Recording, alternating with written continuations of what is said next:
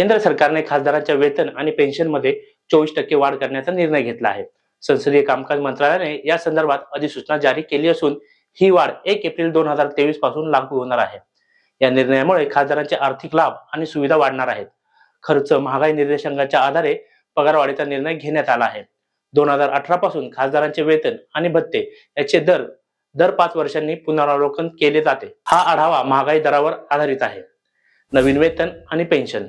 नवीन वेतन आणि पेन्शननुसार खासदारांचे मासिक वेतन 1 लाख रुपयांवरून 1,24,000 रुपये करण्यात आले आहे. एवढंच नाही, त्याचबरोबर दैनिक भत्ता 2,000 रुपयांवरून 2,500 रुपये करण्यात आला आहे.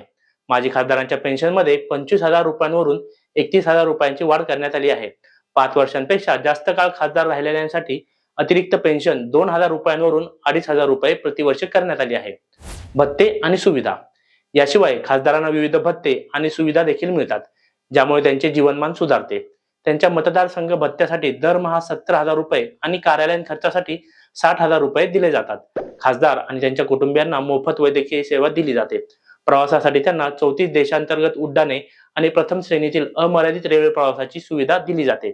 नवी दिल्लीत त्यांना भाडेमुक्त निवास आणि फोन खर्चासाठी दरवर्षी 1.5 लाख रुपयांपर्यंत सवलत मिळते. त्यासोबतच 50,000 युनिट मोफत वीज आणि 4 लाख लिटर मोफत पाणी यासारख्या सुविधा देखील उपलब्ध आहेत. कामासंदर्भात परदेशी प्रवास करण्यासाठी खासदारांना स्वतंत्र भत्ता देखील मिळतो.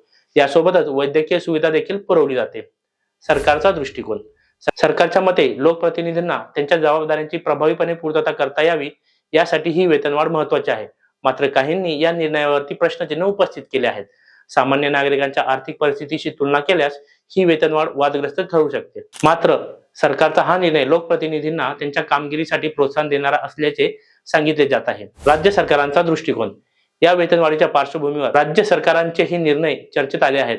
कर्नाटक सरकारने अलीकडेच मुख्यमंत्री, मंत्री आणि आमदारांच्या वेतनात 100% वाढीस मंजुरी दिली आहे.